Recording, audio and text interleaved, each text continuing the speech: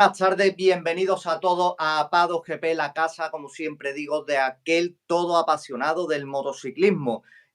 Hoy tenemos que hablar de un asunto relevante donde cada vez está sonando más desgraciadamente, ¿no? Ese adelantamiento entre Alex Márquez y Pedro Acosta, un adelantamiento que al menos para mí sería de lo más normal del mundo, pero muchos dicen que ha sido un adelantamiento precipitado porque Alex Márquez se está jugando el campeonato y no debería haber tenido a lo mejor, esa agresividad en ese justo momento, ¿no? Si hablamos de adelantamiento, si hablamos de ganar carreras, pues yo al menos psicológicamente creo que Marc ha triturado al resto de la parrilla ganando en Asen sin ser el más rápido, ¿no? Y suministrando, digamos, dosificando el riesgo porque encima el tío no iba al máximo, ¿no? Arriesgando al máximo, ¿no? También su madurez en el campeonato y su edad a ser un deportista de élite ya pasando esos 30 años, pues no es lo mismo y te hace pensar diferente. Hay que tener en cuenta también la opinión de nuestro gran invitado que tenemos hoy. ¿Quién sería el piloto idóneo si llega la retirada de Marc Márquez o el día que llegue la retirada de Marc Márquez? Porque el otro día lo vimos en el podcast de Fast and Curious, donde invito a toda la gente que lo vea porque son unos chicos espectaculares, hacen un contenido increíble y estuvo Manolo Burillo allí y dio su punto de vista que me impresionó bastante y hasta creo que coincidí con él, ¿no? Y veremos qué es la Junta de Reconocimiento de Contratos llamada CRB, que después entraremos a hablar de ello, que todo este dato, por supuesto, nos lleva a hablar de la situación tan incómoda o una situación, creo que vergonzosa, la que se está viendo en MotoGP con el caso de Martín y Aprilia, ¿no? Manolo Burillo, gran ilustre del motociclismo, doctorado en sabiduría y cual asistencia y el cual asienta con grandes argumentaciones a aquellos extremistas que tenemos hoy día en el motociclismo. Bienvenido, Manolo, otra vez más aquí al canal y muchísimas gracias de antemano. Vale, pues te doy las gracias por invitarme a ti y para permitirme que pueda comentar mis cosas, la forma de ver las cosas con tus videntes, ¿no? Y muchas gracias. Espero que tengamos un buen programa. Sí, por lo menos hacértelo fácil, ¿no? Antes de empezar y meternos en faena, por supuesto, le digo a toda la gente que se pasan por aquí, estas personas nuevas, le invito a que se suscriban. Sabéis que no os cuesta nada, que dejéis un like y sobre todo que activéis las notificaciones y que participéis en el chat si queréis hacernos algún tipo de pregunta tanto a mí y, por supuesto, a Manolo, ¿no? Sabéis que es totalmente gratis, a ustedes no os cuesta nada y a mí me hace buscarme un huequecito aquí en YouTube, donde tenemos a grandes canales, grandes comunicadores y estoy abriéndome mi propio camino. Metiéndonos ya en faena, tengo que cambiar el fondo un momentito. A ver, por aquí. Y tenemos que hablar de los hermanos Márquez, como no, que son los que abren los titulares esta temporada, ¿no? Donde son pilotos que tanto Marc como Alex están en un nivel de confianza, en un nivel que está llevando el motociclismo más allá, ¿no? Pero hay mucha gente que con los mensajes que están en las redes sociales diciendo de que Alex es el escudero de Marc, para mí inadecuado porque creo que no hemos visto esa actitud en carrera, pero sí opino y sí digo, como he dicho en anteriores veces, que hemos visto actitudes que al menos yo no estoy de acuerdo en los entrenamientos cuando ambos se han dado rueda, ¿no? Si son, sabemos de antemano que son hermanos, ¿vale?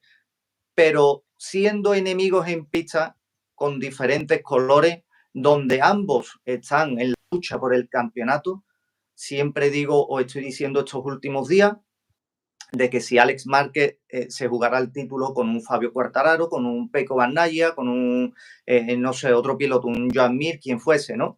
Evidentemente, él no le daría rueda en los entrenamientos, en la clasificación, ¿no? Y se están dando ruedas que para mí eso yo no lo compro, esa actitud. Pero de ahí a decir que Alex es el escudero de Marc Márquez, oye, señor, mire usted, es Marc Márquez, no es tan fácil de poder pasarlo, ¿no? Y de pasarlo con seguridad. Yo ese argumento no lo compro, que es lo que están diciendo muchos, ¿no? Y te quiero preguntar, Manolo, que cómo de real puede ser esa situación entre ambos hermanos para que la gente vea realmente o al menos que no puede adelantar a Marc Márquez, no porque no quiera, sino porque no puede, ¿no? O simplemente son gente que no quieren ver más allá de lo que hay, simplemente porque no están a favor de los hermanos Márquez. ¿Qué es lo que opinas tú de toda esta situación, Manolo? Bueno, es un tema muy, muy controvertido, se habla mucho, incluso se proponen sanciones para el tema de las ruedas y tal. Es un tema que yo creo que es mucho más sencillo de explicar y mucho más actualmente. El hecho de que se critique el hecho de que un piloto tome tiempos o consiga mejorar sus tiempos a rueda de otro piloto no es ninguna cosa extraña ni rara, porque prohibir eso no se puede prohibir, porque evidentemente los aficionados tienen que tener en cuenta que los pilotos tienen que poner a punto sus motos, ¿vale? A poner a punto sus motos tienen que prever las situaciones que se van a encontrar en la carrera, y en la carrera van todos juntos, o en general van todos juntos, ¿vale? Van a rebufo normalmente casi todos. Eso tiene incidencia en dos cosas muy importantes, y es, en primer lugar, la temperatura de los neumáticos, ¿vale? Que como van limitados a una presión, pues si van 0,2 tal, pues ellos, o sea, además, son conscientes porque les avisan, ¿no? Por eso lo saben en protesta. Por lo tanto, es complicado el hecho este. A veces un piloto tiene que dejar pasar a otro para cambiar la temperatura de su neumático. De todas formas, ellos tienen que entrenar la situación. ¿Por qué? Porque tienen también un problema de frenada. Es decir, las motos, por los alerones, por tal como van, realmente la frenada, hay caídas que se producen pues, por ignorar esta problemática. Por ejemplo, la caída de Marc en Jerez, creo que fue en Peluqui, pues fue sencillamente porque desconocía esta circunstancia. Y después hizo unas declaraciones diciendo que ciertamente había visto varias caídas de Peco en esta misma situación. Entonces, claro, tienes que conocer eso. Por lo tanto, el hecho de que un piloto no haya podido rodar a rebufo de alguien, no me refiero a su hermano, pero de alguien, todas las Ducatis, ¿no? Todas las motos en general, en entrenamientos tiene un problema en carrera, ¿vale? Porque no sabe cómo se va a comportar su moto en ciertos lugares del circuito. No es una cuestión de dar tiempo, que también, pero no es tan importante estar en primero que el sexto, no es tan importante. La salida ya sabemos que pasan situaciones y uno te puedes colocar delante enseguida, no hay problema para eso, ¿vale? Por lo tanto, no es una ventaja enorme, es una pequeñísima ventaja en un momento de una carrera que es fácilmente compensable. Pero sí que es importante conocer exactamente cómo se comporta la moto. Por lo tanto, yo creo que si ellos no pueden, porque los pilotos tienen la costumbre de cortar, lo cual tampoco está muy bien, no es correcto tampoco, se pueden dar las ruedas, seguramente habrán hablado para poder comprobar detrás cómo se comportan los Ducati en los frenados, sobre todo en los frenados. Yo creo que es así, ¿vale? Porque además he oído gente del paddock que lo comenta, que son así, que este problema existe, que por lo tanto se ponen de acuerdo para probar sus motos en rebufo. Antes de seguir, pues quiero darle la bienvenida a la gente que está aquí en el chat, Andrés, Raúl Carrasco, Juan Diego, muchísimas gracias por estar todos por aquí. Y yo quiero destacar un momento, creo que es clave en el campeonato esta temporada, ¿no? Y ha sido el momento del resultado de la carrera de Assen, porque Mar ha dado un golpe de autoridad, o así lo he notado yo. Así lo he notado yo. Como dijo Tardosi, Marc ha encontrado una confianza especial con la Ducati y puede ganar todas las carreras. Ya vemos que hemos visto a Rivola corriendo, celebrando ese segundo puesto de Marco Bezzecchi como si fuese una victoria, porque ya para ellos parece inalcanzable alcanzar ese primer puesto si no es con el permiso de marca, como digo siempre, ¿no? Y ya afrontan el resto de marcas esa optar a ese segundo, tercer puesto, ¿no? Esta vez ha ganado sin ser el más rápido, que es algo increíble, porque tan solo con la inteligencia, el saber organizarse, eh, el estructurar un fin de semana donde sabes que no eres el más rápido, tan solo trazando un plan perfecto, estudiando las necesidades, estudiando a sus enemigos, y aún así el tío te gana. Aún así el tío te gana. Y eso que no es el más rápido. Y utiliza su inteligencia para, otra vez más, para camuflar ese punto débil en ese momento. ¿Cómo puede afrontar Manolo o gestionar el resto de pilotos, el resto de equipos? Que sabemos que tú has estado ahí metido durante muchos años, una semana o un fin de semana donde ya sabes que no va a ganar. ¿Cómo gestionas tú eso como equipo y le tiene que transmitir eso al piloto? Oye, no vas a ganar porque está este tío. Bueno, es complicado, no es fácil. Es un trabajo psicológico que puede tener sus técnicas psicológicas en los profesionales del deporte, de la competición, pero en absoluto es fácil porque tienes que tener en cuenta cuál es el carácter y el temperamento del piloto. Hay pilotos que puedes decirles algo y se lo toman de una forma positiva y notan que a ellos el nivel de competitividad les ha subido, y hay pilotos que se lo toman mal, como si fuera un surto o algo así. Oye, pues te subes tú a la moto y tal, ¿me entiendes? Es un trabajo muy complicado. ¿Y quién lo puede hacer? Lo puede hacer quien ha vivido durante mucho tiempo al lado del piloto y lo conoce perfectamente. Y tiene una confianza enorme por parte del piloto hacia él. En el momento que, si realmente tienes una confianza enorme en la persona que te está hablando, puedes incluso eh, aceptar ciertas palabras duras, ¿me entiendes? Como que se entiende entre dos tíos, sobre todo, porque la competición tiene que funcionar entre dos tíos. No hay tutilla, lo llevamos en los genes. Podemos hablarnos de una manera que, si fuera pública, sería considerada pues como insultante, como agresiva, como...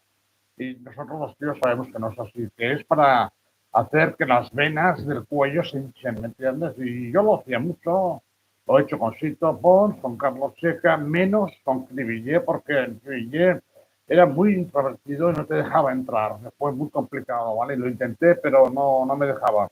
Quizá tampoco me lo necesitaba, ¿vale? Porque lo hizo muy bien y por lo tanto tampoco me preocupé demasiado.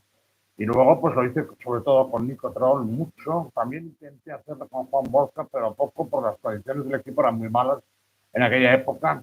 Y luego tuve a Kocinski, que era americano y es punto de aparte, ¿vale? Capirossi y Barros, grandes pilotos que no estaban para recibir consejos de nadie. Carrocheca, mucho también.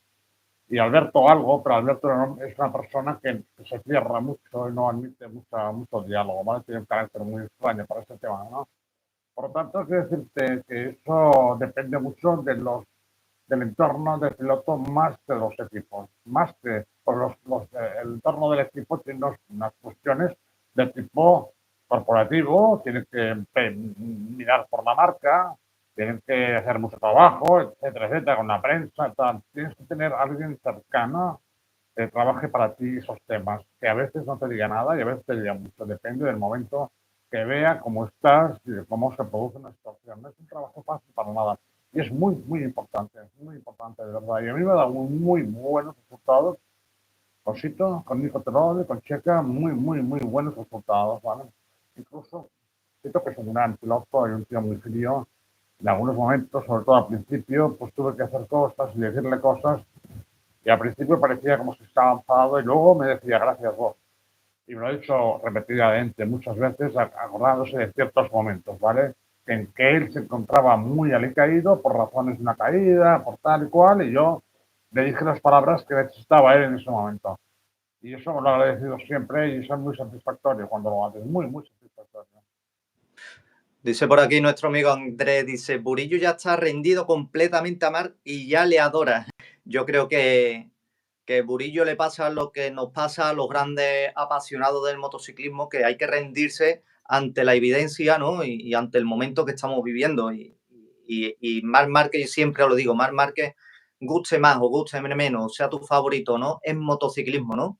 Es motociclismo por todo lo que ha generado, por cómo interpreta las carreras, por las carreras que nos da y hay que disfrutar de cada momento, hay que disfrutar el presente porque no sabemos lo que nos va a pasar el día de mañana, ¿no? Por eso hay que disfrutar de lo que estamos viviendo ahora. Y cómo, Manolo, de importante es la imagen, por ejemplo, anteriormente la de Valentino Rossi y actualmente la imagen de un Marc Márquez de cara a lo que es la pasión del motociclismo, cómo influye o cómo puede influir tanto una persona en lo que son en los valores del motociclismo.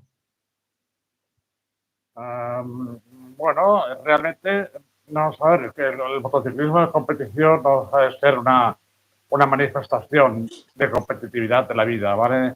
De la necesidad que tenemos de competir, genéticamente desde la edad de piedra, ¿no? Tenemos que competir, tenemos que enfrentarnos. ¿Por qué tenemos que competir y enfrentarnos? Porque de ahí sale, digamos, lo mejor de nosotros mismos, tanto si ganamos como si perdemos. Es decir, tú cuando vas a jugar pádel con un amigo, pues lo único que quieres es ganarle, ¿vale? Pues, por lo tanto, no quieres nada malo para él, pero quieres ganarle, porque tenemos eso en la genética, no es por ninguna otra razón. Y por lo tanto, eso es una escuela de vida, es decir, competir, competir, competir, lo que produce es que te des cuenta de tu nivel en muchas cosas y sobre todo que ese trabajo que tú estás enseñando a tu cuerpo, a tu mente, sobre todo, de que tienes que luchar, luchar y luchar para conseguir un objetivo, que es ganarte, señor, a la pelota y no puedes y vuelves y vuelves y vuelves. Todo eso lo que te hace es mejorarte como persona y ayudarte a que tu cuerpo esté preparado para competir en otros aspectos de la vida. Y eso hoy en día tenemos pocos ejemplos. Los grandes deportistas, como tenemos en España ahora Alcaraz, por ejemplo, hemos tenido siempre buenos tenistas, ciclistas, como Indurain, como grandes futbolistas. Todo esto lo que produce es una sensación de identidad, ¿vale? Por eso cuando sacan una bandera, la gente dice, no, que la bandera es un sentimiento de identidad con el resto de la gente del país, como nosotros. Y de alguna manera eso te produce la sensación de que si me esforzara podría conseguir aquello como estos. Por el mismo Alcaraz, no sé en motocicleta, pero ha tenido una época muy mala y se ha levantado de nuevo. Y eso es por trabajo, trabajo, trabajo, trabajo. Le pasó a Nadal, le ha pasado a todos los grandes deportistas. Por tanto, ahí está. Cuando Indurain ganó 5 tours seguidos, lo veía subir las puestas y marcharse, pues era un ejemplo, tío, ¿me entiendes? Es como, supongo, cuando una chica va por la calle y ve a otra chica que va muy bien vestida, es muy guapa, o sea, se ha cuidado, pues le dice, oye, yo también. Y puedes hacerlo, ¿no? Pues no hace falta que vayas desmadrada por las calles, ¿me entiendes? O no? Por gusto personal, no para gustar a los demás, por gusto personal. Tener buena imagen delante de los demás es importante.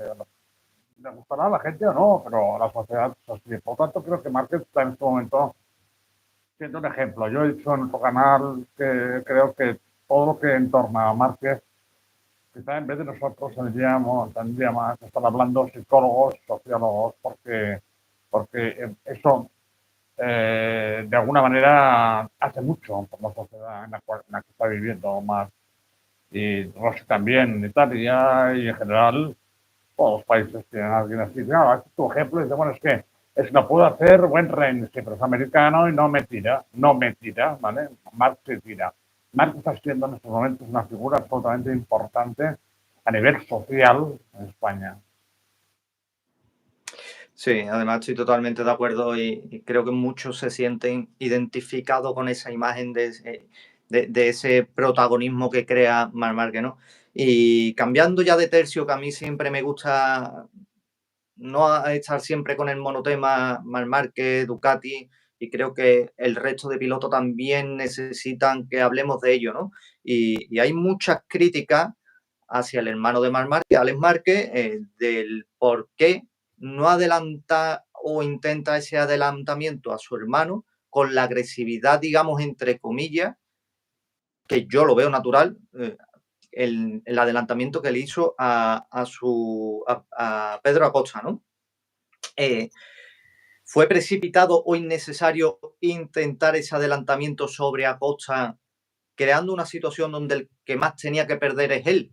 Yo creo que sí, ¿no? Que fue en un comienzo de carrera, creo que fue un ataque de cuernos porque Pedro Acosta le dio primero en ese adelantamiento, en esa curva de as encerrada de izquierda y, se vio atacado su orgullo, ¿no? Y le devolvió ese adelantamiento en el mismo sitio, exactamente haciendo lo mismo, ¿no? ¿Qué pasa? Que un tipo que se está jugando el campeonato y otro que no, tiene mucho más que perder que se está jugando el campeonato. Debería, a mi entender, haberse enfriado, haber pensado que eso es lo que hace la diferencia de campeones a grandes campeones y haberlo intentado en otro momento, porque sabía, y todos sabemos que Alex Márquez está ahora mismo capacitado para estar por delante de Pedro Acosta, ¿no? Pero ¿tú crees que fue precipitado ese adelantamiento en ese momento, Manolo? Van muy pillados, que se te van muy al límite. Tanto Alex como Pedro en as van al límite, van casi al límite. Están dando todo lo que pueden y todo lo que tienen. Y por lo tanto, hay un puntillo, porque evidentemente en el caso de que Márquez no creo que se vaya a retirar para nada, porque está muy fuerte, está muy bien y puede correr, yo creo que varios años más. Es joven todavía para un motociclismo. Hay pilotos que se han retirado a los 40 y lo hacían muy bien. ¿Vale? Muchos pilotos. Y él es un deportista nato, o sea, que no tiene por qué retirarse pronto si no quiere, ¿vale? Está en su derecho. Pero creo que Pedro es uno de los pilotos, y Alex son dos pilotos de los que están nominados para suceder, ¿vale? Hay otros, por ejemplo, a lo mejor, aunque es más mayor, está llegando Maverick, podríamos darle un par de años muy buenos. También, pues tenemos al Deguer, que es otro piloto, hablando de términos españoles, ¿no? Este aquí es un muy buen piloto. Bastianini está mal, pero es un buen piloto, muy buen piloto para ir delante. Y estamos viendo la eclosión también de Morbidelli y de San Antonio. Hay muchos pilotos jóvenes que están ahí, están en un grupo que ellos pueden crear, digamos, una competición. Saben que algún día tendremos que tener un sucesor de Marc. Y ellos están en la lista. Y por lo tanto se pelean porque no quieren dejarse pasar por este ni por el otro. Esa es la filosofía de Marc, ¿vale? Porque tú has visto a Marc, por ejemplo, en Mugello, por ejemplo. Mugello es un circuito difícil, complicado y para tíos valientes, ¿eh? En las primeras vueltas, ir delante, Pecco, y pasarle más, y volverse a pasar en la primera vuelta, como si fuera la última. Nosotros ya no estábamos acostumbrados a esto. Estábamos acostumbrados al trenecito. Es decir, salen, se ponen y ahí van. Y no, cuando no estaba mal pasaba eso. Entonces, y casi siempre el que sale primero, porque además es difícil adelantar, o para ellos era difícil adelantar, y va el trenecito y eso es muy aburrido, ¿vale? La gente que diga, no, es que quedar siempre el mismo es aburrido. No, no, no es para nada. Lo aburrido es que vayan 10 tíos en un trenecito y que salgan y lleguen tal como ha salido eso. O sea, realmente está aburrido. Y por lo tanto creo que Pedro es este estilo de piloto, es de este estilo de piloto, piloto que mete a rueda, piloto que intenta adelantar y que está madurando. Yo creo que al principio estaba un poco como distraído y un poco molesto por cosas de KTM, pero parece que ha dado un giro muy bueno y realmente en Aston lo hemos visto como más tranquilo, más serio, haciendo lo que tenía que hacer. Y yo creo que tiene que meter la rueda, ¿vale? Tiene que meter la rueda. Y Alex es un piloto que en estos momentos está en un gran nivel, al gran nivel, y por lo tanto es un tío que pasarlo es algo, ¿me entiendes? No riesgo, lo es siempre, pero iban los dos a la misma trayectoria. No había ninguno fue contra otro. Sencillamente se encontraron en la misma trayectoria. La gente tiene que entender que hay gente que ha dicho, esto no es un deporte de contacto. Vamos a ver, no es un deporte de contacto, pero hay contacto. ¿Vale? No pueden decir, no, es que no pueden tocarse nada más. no fastidiemos porque estamos perdidos. Entonces, las motos se han de rozar. ¿Por qué? Porque pues, tú estás a la altura del otro de al lado y vas a la misma trayectoria, que es la buena, y no cortas, y otro tampoco corta y te tocas, no hay vuelta de ojo, ¿vale? Y esto hay que aceptarlo como una cosa buena. Yo creo que fue un lance de carrera. A Pedro le sancionaron con una long lap, porque hay gente que no lo sabe, ¿no? Entonces el problema no es que le sancionaran con 3 segundos o tal, no. El problema fue que, no, que esto, la long lap que tuvo que hacer era la última vuelta y no pudo hacerla, sencillamente, porque estaba, cuando se lo notificaron, estaba dando la última vuelta, no pudo hacer la long lap. Entonces le sancionaron por no acabar la long lap. Y no me parece tampoco una cosa tan terrible, ¿no? Bueno, un par de posiciones tampoco pasa nada. Es que a mí me parece fuera de lugar las sanciones así, porque cuando no hay intención de hacer daño, es que haciendo estas acciones, ¿qué haces tú? Le das a entender a un piloto, oye, no voy a adelantar, váyase, que pase esto y me sancione. Y ya no intentan ese adelantamiento, ¿no? No entiendo hasta qué le van a tener que poner intermitente a las motos GP para poder pasar. Y sobre todo en Asen, donde es un circuito que únicamente hay una trazada buena, ¿no? Como te salgas de esa trazada, no haces nada, ¿no? Y van todos al límite con unas motos cada vez más voluminosas, que es Claro, muy difícil que eviten ese contacto. claro. Porque además hay un problema con, no sé si Liberty va a tomar acciones al respecto. Hay un problema con los comisarios. Los comisarios que dictaminan lo que es un lance de carrera y lo que es una... ¿Vale? Entonces, a Spencer le costó el puesto, a Spencer le costó el cargo, ¿vale? Entonces, yo creo que los comisarios o el director de carrera, que es el que tiene más influencia, o el director de la Comisión de Seguridad y tal, yo creo que tiene que tener mucho contacto con los pilotos. Es decir, hablar con los pilotos continuamente y decir, oye, vamos a ver esto que, ¿cómo lo veis? Para que ellos se sientan parte de esa decisión y sepan hasta dónde puede llegar o hasta dónde se les permite, ¿vale? Porque estos toques son muy complicados, ¿entiendes por qué? Porque la sanción normalmente en todos los ámbitos de la vida, no solo motociclismo, viene determinada por la intención con lo que lo hace, ¿vale?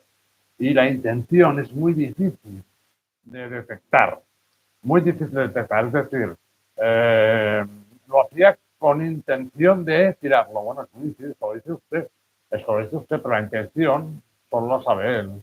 Tanto es muy complicado, este puesto en el Comité de Seguridad es muy, muy complicado. ¿Qué haría yo? Les diría, reúnan ustedes con los pilotos cada carrera. Tengan ustedes una sesión de media hora, de una hora, hablando con esos temas, sobre todo estos que son delicados, ¿no? Y que ellos sepan cuál es el criterio, ¿vale? Sí. Mira, el otro día te escuché cuando estuve viendo lo del podcast de Fast and Curious y tuviste unas buenas palabras, evidentemente, para Pedro Acosta, ¿no? Pero cuando te preguntaron quién sería el piloto que podría ser el campeón de los próximos años, no dudaste en decir, sí, cuando se retire más, evidentemente, no dudaste en decir el nombre de Fermín Aldeguer. A mí me dejaste boquiabierto porque no esperaba esa contestación, ¿no? Y Ya, mira ya, que ya. me gusta cada vez más Fermín Aldeguer, ¿no? Pero ¿cuáles son las diferencias que una persona experimentada en este mundo como tú, o qué cualidades ves en Fermín Aldeguer para dar esa respuesta que no le ves a otros pilotos, Manolo? Bueno, Fermín como Pedro son fruto, entre comillas, fruto, ¿no? De la misma escuela de Murcia y se han enfrentado continuamente desde pequeños, a categorías menores y tal. Siempre han tenido un nivel muy parecido y hay una rivalidad enorme. Yo me refiero a esto cuando yo he estado al tanto un poco, ¿vale? No directamente, pero me he ido enterando poco a poco de la forma en la que Fermín ha llegado a MotoGP y en la forma en que Fermín ha conseguido montarse en una Ducati en su primer año. Cosa muy importante, porque la gente se mete con más, no, es que tienen la moto, tienen la suya. La suya es la que él ha hecho, la que él ha pedido cosas y le han dado en Ducati, ¿vale? Por tanto, es su moto y ha tenido mucha inteligencia en hacerlo, ¿vale? El caso de Fermín, lo dije esto porque yo también me mojé un poco, ya lo dije allí también, me mojé con un patrocinador que me llamó y me dijo, ¿a quién cogerías? Y yo dije, a Fermín, ¿por qué? Porque he sido testigo, no querido por ellos, ellos no lo saben, pero, pero tenía gente que me informaba un poco del tema porque me interesa y porque lo comentábamos. No era una información para hacer nada, era porque, oye, para tal, tal, tal. Entonces, creo que Fermín, la ventaja que tiene en estos momentos sobre cualquier otro piloto del paddock, que tiene, para mí, al mejor manager, que es Héctor Fauvel. Y sé que Héctor Fauvel ha rechazado eh, eh, eh, proposiciones para estar en equipos muy importantes. Ha rechazado proposiciones que le significaban mucho dinero. Diría nombres y dirías, ¿cómo es posible que rechazara esto? Pues sí, lo rechazaba porque yo lo sé personalmente. Y ha esperado hasta conseguir situar a Fermín en una moto ganadora como es la Ducati. Si eso continúa así, el manager este puede acompañar perfectamente a Fermín, incluso a los pilotos de Ducati, oficiales, porque es un tío serio, que no habla y que ha demostrado fehacientemente que, en el que su piloto puede estar seguro que le va a conseguir lo mejor para él, ¿vale? No, los demás no. Y por lo tanto, creo que es uno de los pilotos que puede llegar a...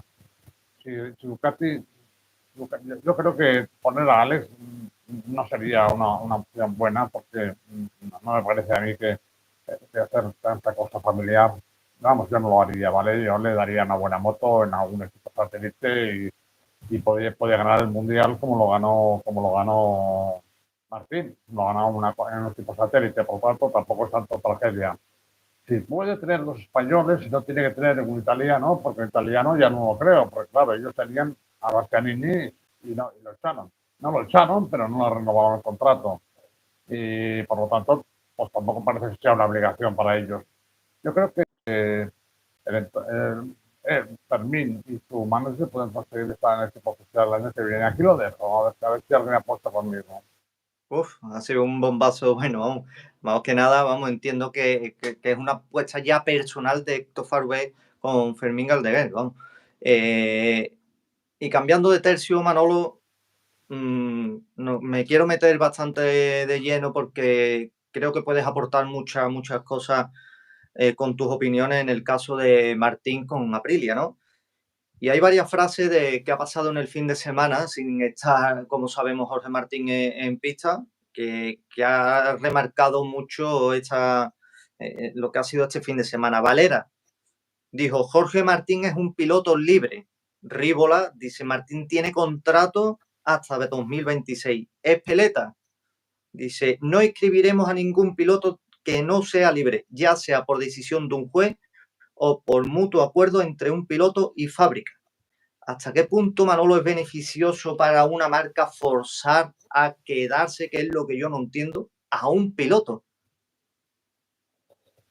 Bueno, vamos a ver, es decir, que tendríamos, para tener una opinión objetiva, tendríamos que estar un poco más dentro cercano a los movimientos que hay y las conversaciones que Máximo ha tenido, que han tenido tal mal.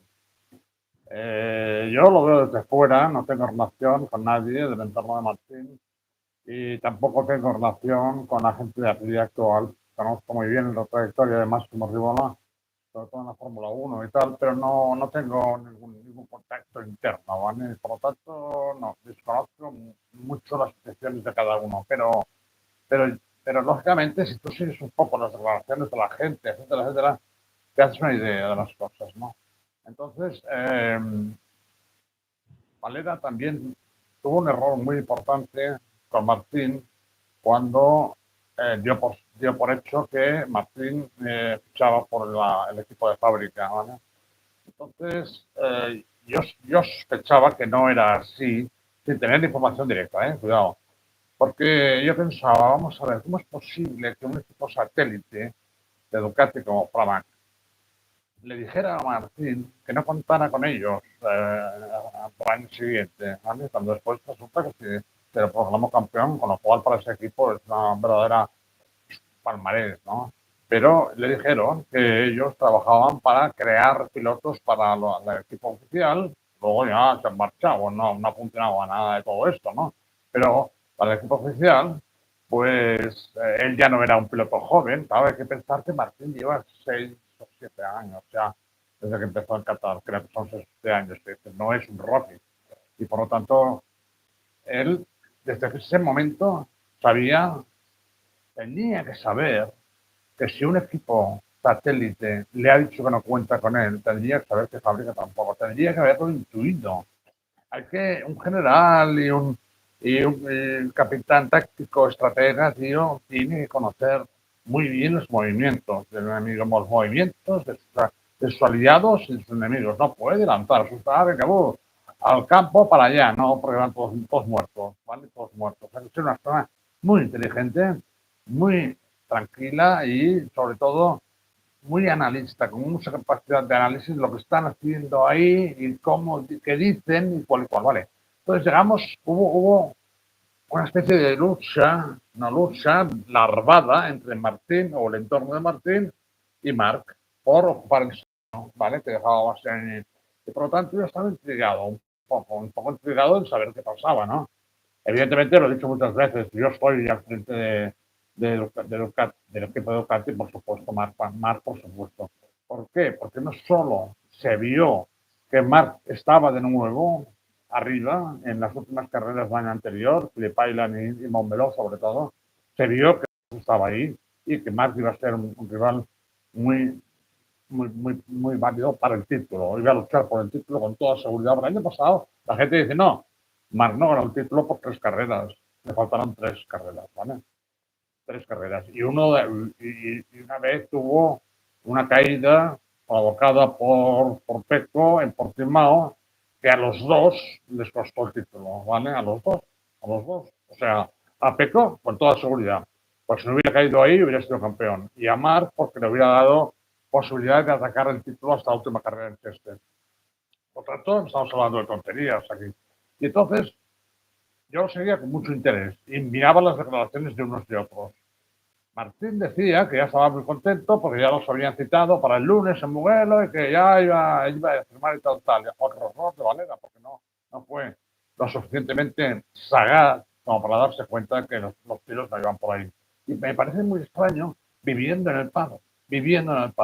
Yo, ¿cómo pude publicar en mi grupo de Facebook? Yo lo publiqué el viernes anterior a ese lunes. Y publiqué sencillamente en un recuadro negro, Ducati fichará a Marc la semana que viene. Yo lo puse ahí. La gente me ha dicho, sí, lo recordamos. Ahí está, el viernes del Gran Mugello. Y eso se confirmó el lunes por la tarde, o martes por la mañana, no recuerdo. ¿Por qué? Porque un periodista le hizo una pregunta a Marc. Le dijo, mira, parece que Martín ya ha fichado tal como oficial, entonces tú, ¿cómo ves que vas a hacer? Y la respuesta de Marc fue muy corta y muy ilustrativa. Dice, a mí no me han dicho eso. Se fue. Entonces, conociendo a un tío como Marc, eso es la pregunta, son pilotillos, no, si yo, usted, no.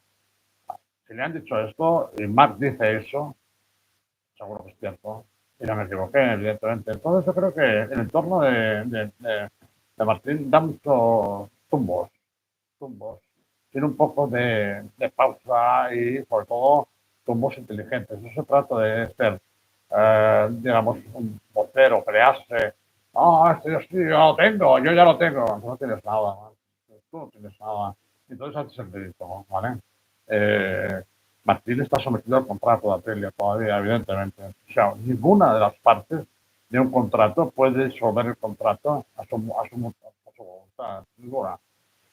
O sea, te sientas con el contrario, con el opositor, te sientas con él, pactas unas normas, unas reglas y resuelves el contrato, es decir, me quiero ir, cuánto quieres, cuánto te doy, tal, y negocias y se hace un comunicado conjunto, hemos llegado a un acuerdo y este señor ya no está en Aprilia. Y aquí se acaba y una negociación buena. Ahora, si tú vas a Aprilia y le dices, Martín ya es libre porque el contrato, lo ha dicho Martín también, entonces yo me quedo absolutamente alucinado. Es decir, ¿cómo se puede decir algo así al público y al el resto de la gente que tenemos un mínimo de educación jurídica, ¿vale? No, es que la cláusula es muy clara, lo dice claramente y tal. La cláusula será clara o no será clara, pero tú puedes creer que es muy clara y la otra parte puede creer que no es tan clara. No, ¿qué es lo que está pasando? Y entonces decimos, a mí no es tan clara, por lo tanto yo tengo contrato. Pues es que yo digo que está fuera de contrato. Sí. Primero lo que tienes que hacer es comunicármelo. Señores, yo me desligo de ustedes. Esto tienes que hacer, porque si no sigue con el contrato. Nadie lo ha hecho desaparecer. El contrato está ahí. Y cuando haga esto, si lo hace, o de forma expresa, comunicándolo, o por forma tácita, no yendo a correr o alguna cosa de estas, automáticamente Aprilia puede presentar una demanda en un juzgado de la jurisdicción que ellos mismos habrán escogido en el contrato. Normalmente, seguramente será la jurisdicción italiana. Y por lo tanto, que se canten, ¿vale? Que se canten. Porque ese proceso puede durar años, ¿vale? Y HRC, si es la empresa que está haciendo ofertas a Martín, de Yamaha o la que sea, sabe perfectamente cómo funcionan el paddock, las cosas, ¿vale? Sabe perfectamente que si un equipo que tiene contrato con un piloto no lo rompe, al piloto no le dan licencia al año siguiente, no se lo dan, porque las licencias son de cada año, ¿vale? No es que Carmelo se haya puesto enfadado porque es de Aprilia, es que es el reglamento que funciona dentro del paddock, ¿vale? Y el tercero sabe, está libre, bueno, vamos a ver, Aprilia está libre, no, ya que no. O si yo digo que sí, pero no, vale, por lo tanto, vayan al juez. Carmelo lo dijo muy, muy exacto. Dijo, si Aprilia o un juez no nos dice que está libre, no tendrá licencia. Lo dijo así de claro. O sea que tienen que sentarse, según mis informaciones, ¿vale? Yo tengo muy buena relación con gente que está en el entorno de Martín. No de Martín, pero sí de Pedro y que es el mismo manager. Según mis informaciones, están negociando. ¿Vale? Están negociando. Lo que pasa es que Aprilia... ¿Negociando para quedarse, Manolo, o negociando para que le den carta de libertad? Para que le den carta de libertad. Claro, el carta de libertad. Eso es lo que quiere Martín. Porque Martín parece ser que le dijo a su manager, sácame de ahí. Palabras de una persona que está muy cercana a él, que me ha transmitido a mí. Sácame de ahí. Pero claro, esto, Martín, vamos, me parece una forma de enfocar las cosas, no solo en el motociclismo, en la vida, tío. Las cosas en la vida no funcionan así, no puedes ir por el mundo haciendo lo que tú quieres por tu propia voluntad, sin tener en cuenta los intereses de los demás, los que te han fichado, los que no te han fichado. Que hay alguien que dice, no, pero esto no está pagando. Bueno, pues si en el contrato resulta que no se le paga por carrera, ¿entiendes? No haberlo firmado, tío. O sea, es que parece un desacuerdo total, ¿vale? Y francamente, aunque la voluntad sea de Martín, desde luego está muy mal asesorado, muy mal.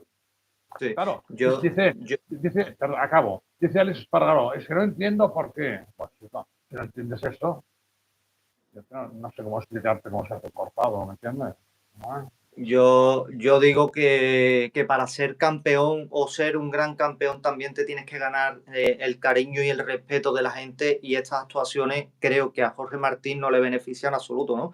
Lo que sí me explota un poquito la cabeza, Manolo, porque hemos visto en muchas ocasiones que el equipo despide al piloto o lo baja de la moto por bajo rendimiento, por resultados o lo que sea, ¿no? Es muy similar la cláusula a lo que tiene Jorge Martín. ¿Qué pasa? Que ahora es el piloto el que debe de decidir, o se ve casi obligado a decidir en ese sexto gran premio, que es la fecha límite, de si seguir o no. Porque es todo tan estrambótico y cuando decide el equipo, ¿no? Eso es una cláusula de chicharrín, ¿entiendes? De Chichinabo. Es una cláusula que es absurda. O sea, lo que tendría que poner la cláusula es en el caso de dejar a disposición de una de las partes la restricción del contrato de forma unilateral, sin ningún tipo de cláusula. Es decir, si yo me canso de ustedes, que la otra parte lo firma, bueno, si yo me canso de ustedes de forma unilateral, yo tendré el derecho de rescindir el contrato, sin explicar si son 6 meses, 24 o 33. Entonces eso lo podría haber hecho, ¿eh? Sería una carta diciendo, cogiéndome la cláusula tal, que puedo rescindir, incluso en este caso, Aprilia podría reclamar a un juzgado. O sea, que decir, tienen que ser conscientes de que nuestra sociedad se funciona con un sistema de justicia que es el que pone orden al desorden social, ¿vale? Es decir, no, mire usted, no tiene razón, usted se queda al piso, usted se marcha del piso, todo eso lo debe hacer un juez. No, ninguna persona lo puede hacer. Y si una persona lo hace con amenazas, tal, pues a lo mejor les pueden penalizar con el Código Penal y los meten en la cárcel, porque eso está muy penado hoy en día, ¿vale? Por lo tanto, quiero decir que me parece muy mal que un equipo de baja a un piloto por bajo rendimiento, porque el bajo rendimiento es una cosa muy subjetiva, depende de muchas cosas. Estaba enfermo el piloto, la moto no funciona, etcétera, etcétera, etcétera. Entonces yo creo que esos contratos tendría que tener, pues eso, lo que tú dices, una forma de resolución de esas controversias que permitieran que las partes no llegaran al sistema judicial por el tiempo que tardan en resolver, nada más. Sí, mira, aquí nos pregunta Andrés Manolo, dice Marco, pregúntale a Burillo si no llegan a un acuerdo. Aprilia y Martín, ¿podría recurrir Jorge al TAS para que le concedan la cautelar y así poder correr con Honda hasta que dicte sentencia un juez? No, el TAS no es un juez, no es un juzgado. El TAS es un instrumento, una comisión administrativa, no es judicial, ¿vale? El TAS. Y las competencias del TAS no están en la cuestión de los contratos, sino específicamente cuestiones deportivas, de sanciones, de puntos, de tal cosa, sobre todo el tema de sanciones y tal. No interviene, no tiene capacidad para intervenir en la resolución de los contratos. La resolución de los contratos está única y exclusivamente, eh, es competencia de los tribunales de justicia. Tribunales de justicia, tampoco en las federaciones o, por ejemplo, en el Consejo Superior de Deportes, por ejemplo, español, que dices, bueno, podría ir al Consejo Superior de Deportes. No tiene atribuciones. ¿Por qué? Porque el Consejo Superior de Deportes tiene una competencia muy, muy, muy, muy limitada, ¿vale? En la resolución de los conflictos, sobre todo cuando hay federaciones por en medio. Las federaciones son entidades privadas, ¿vale? El Consejo Superior de Deportes en España es una entidad administrativa, política, y por lo tanto, poca cosa hacer, ¿vale? Consejos, presiones, lo que quieran, ¿vale? Pero, pero no tienen nada que hacer. Por lo tanto, hay que ser jueces, juzgados, los que interpreten el contrato, ¿vale?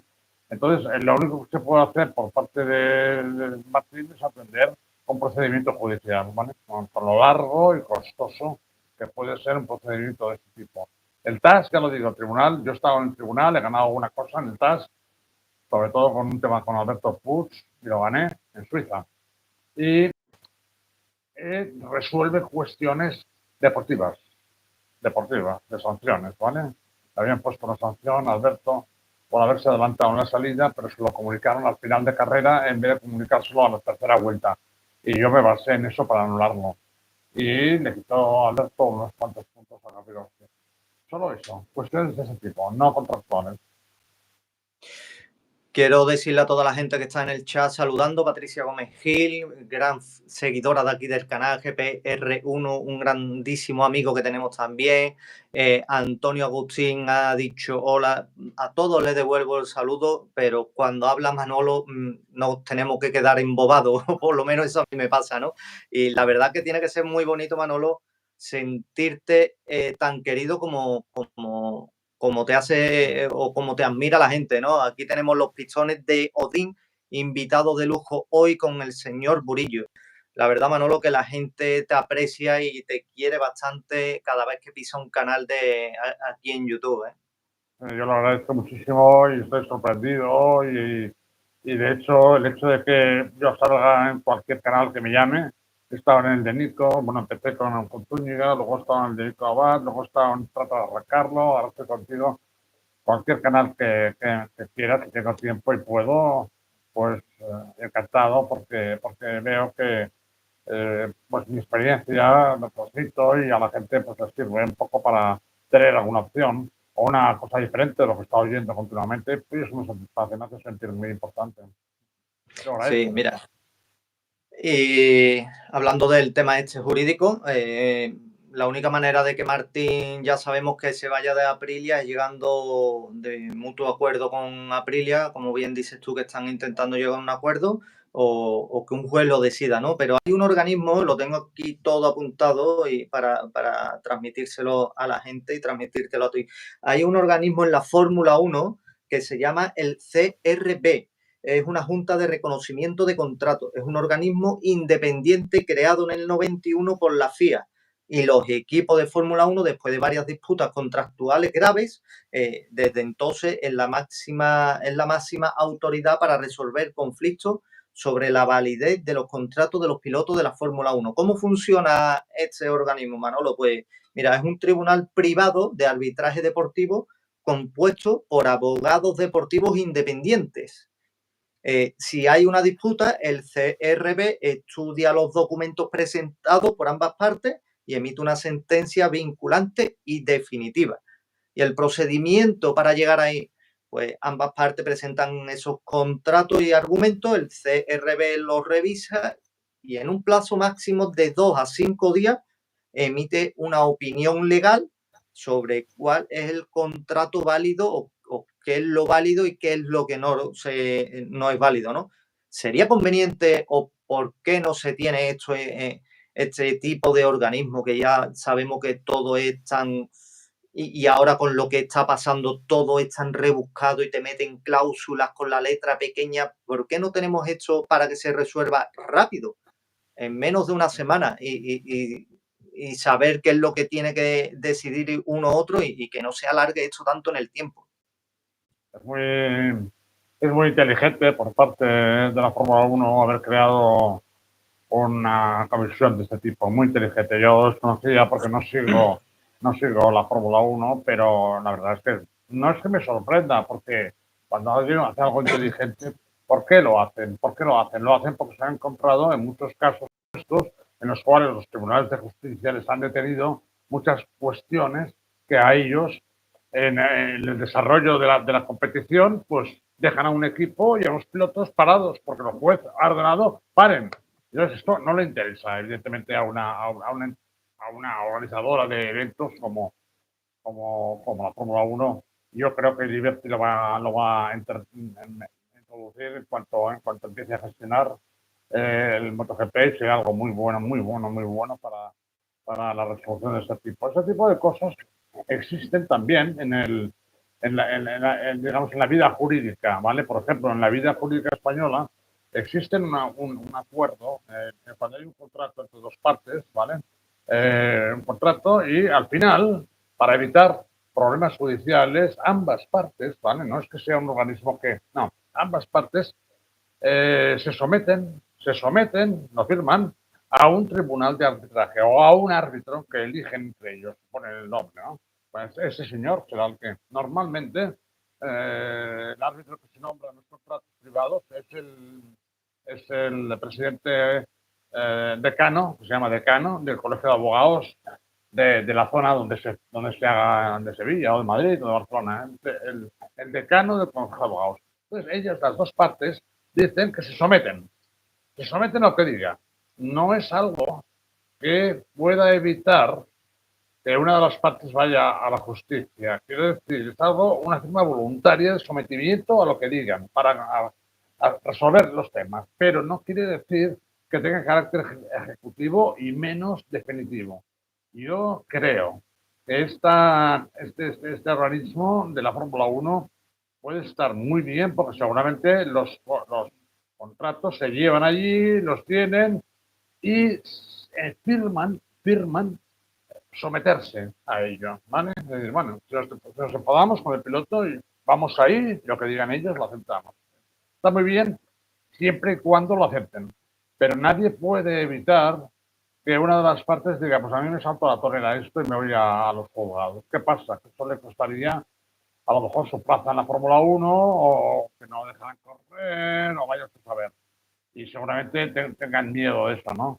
Pero es una solución muy práctica y que me ha alegrado conocerla, porque no lo conocía y espero que lo establezcan en el MotoGP para no estar hablando de dando vueltas de esta manera. Automáticamente creo que me ha respondido a lo siguiente que tenía escrito con el tema de Liberty Media, Manolo, porque entiendo más o menos, o tu punto de vista, que con la llegada de Liberty Media el enfoque de MotoGP estaría más puesto a lo que tenemos hoy día en la Fórmula 1, todo más llamativo, todo más glamuroso y sobre todo absorbiendo estos puntos favorables, porque para mí creo que sería bastante favorable tener un organismo como este y que se resuelva todo rápido, ¿no? Sin duda, sin duda, sin duda. Y bueno, puede ser un organismo impar, impar, que no fuera unipersonal, ¿vale? Porque si es unipersonal, pues las sospechas siempre están de que a este le gusta ese piloto y a este le gusta que tal y cual, y ya, a aquel equipo le ha invitado a cenar y mejor que fuera un organismo pluripersonal, mínimo de 3 personas, eh, para evitar este tipo de cosas y que tuviera que ser por mayoría absoluta. Yo creo, ¿eh? O sea, yo creo que tendría que ser por opinión de los 3, no de 2 contra 1, sino de los 3. O hacer uno mayor de 5, en el cual la votación fuera podría ser pues mayoritaria, absoluta. Hay varias formas de hacerlo. Y la elección de los abogados pues tendría que ser también prudente, gente de prestigio, que lo aceptaran y tal y cual, porque claro, ahí tienen que ganar mucho dinero, como algunos ganan mucho dinero y serán abogados de primer nivel, ¿no? Abogados internacionales, de Luxemburgo, de Suiza, de algún sitio de... Normalmente, ya te digo, el tribunal yo he estado en el tribunal, en el TAS, en el tribunal, y he estado exponiendo mi caso, yo como abogado el caso de otro y tal y cual, y me parecieron gente realmente encantadora, amable, respetuosa, y una resolución muy lógica. Y el mismo día que fuimos a sentarnos en una mesa, éramos 5, me parece, yo iba con otro abogado que yo contraté, que era pluri, hablaba como 6 lenguas, ¿no? Por si acaso había algún juez que no hablaba. Y entonces él lo expuso, lo que yo le dije en inglés. Y la otra parte también eran 2, me parece. Éramos 7 personas. Y esto era por la mañana. Y casi a mediodía acabamos y a última hora de la tarde ya habían decidido. O sea, cogimos el avión ya con la resolución. Eso está muy bien, tío. Eso está muy bien. Claro, sí, estoy totalmente de acuerdo y creo que sería muy necesario, ¿no? Recuerdo que el contrario era el equipo de Poncharal, era Poncharal, Hervé Poncharal, ¿vale? Y no se enteró hasta que yo solo dije Nasen. Fue Nasen cuando lo dije. Y me vino muy asustado diciendo, oye, no puede ser esto, no puede ser, ¿qué pasaba aquí? Y entonces el director de carrera le dijo a Poncharal, no, es buen abogado, ¿eh? O sea que no. El director de carrera americano que había entonces, no es que ahora, ¿vale? Y estoy muy satisfecho de estas cosas. Estas cosas no las sabe nadie, pero bueno, mi equipo lo sabe, evidentemente, claro. No Sí, lo cuentan, además, pero... además es bonito saberlo porque para los que somos curiosos del motociclismo, todas estas mijitas que se nos escapan a la vista es siempre bueno escucharlo, ¿no? Pues Manolo, muchísimas gracias por estar por aquí. Llevamos una horita de directo. Yo siempre en los directos no quiero que se me alargue tanto para no llegar a ser cansino, ¿no? No llega a ser un poco pesado ya. Y sobre todo que estamos en plena época de verano, las audiencias se notan, a toda la gente que se están pasando por aquí, por supuesto que se suscriban y sigan al canal y así poder compartir más ratito como este. Y enormemente orgulloso, agradecido a ti de que estés aquí en el canal, que forme parte de esta familia, Manolo. Siempre que las 2 veces que te he dicho de entrar en el canal, no has dudado ni un instante en decirme que sí. Y eres una persona querida, respetada, donde aportas muchísimo y donde, sobre todo, como digo, asienta las bases de los extremistas que están llegando al motociclismo y que necesitamos más personas como tú en este mundo, en el mundo de MotoGP, que aporte con argumentos y experiencia como la tuya para, para que todo sea más ameno y no perdamos esa falta de respeto que se está perdiendo desgraciadamente hoy día. Absolutamente, absolutamente, es verdad, tienes toda la razón. Y eso me enerva bastante. Lo primero que tienes que tener en estas relaciones es no perder el respeto bajo un concepto. Y hay gente hay gente así, ¿vale? Y luego hay gente que es pues chillona y no sé, dicen cosas y tanto el día, no tengo que decir nombres, pero lo vemos continuamente. También vemos a la gente que está tranquila, que está callada y que hace su trabajo. Y creo que hay que defender esa posición. Es decir, el paddock no puede ser gallinero o no podemos dejar que porque haya 4 gallinas cacareando, tengamos que estar todo el día cacareando lo mismo, ¿entiendes? Pobre Martín, a mí me parece que no le han dicho la realidad, no le han contado la realidad. Mira, Martín, esto, pim, pim, pim, pim, hay que hacer esto. Si quieres hacer lo otro, nos vamos a ir a un juzgado. No le han informado y por eso ha salido cacareando y ha dejado mala imagen, evidentemente, pero lo dicho. Sí. Pues Manolo, lo dicho, muchísimas gracias por estar aquí, muchísimas gracias a toda la gente que se han pasado por el directo. Espero verte otra vez pronto aquí en el canal y haberte hecho amena este ratito de conversación, Manolo. Muchísimas gracias de corazón. Sí, muchas gracias. Siempre ha pasado muy bien y tranquilo. Muchas gracias, de verdad, a todos. Un saludo y hasta la próxima. Venga. Un saludo. Hasta luego.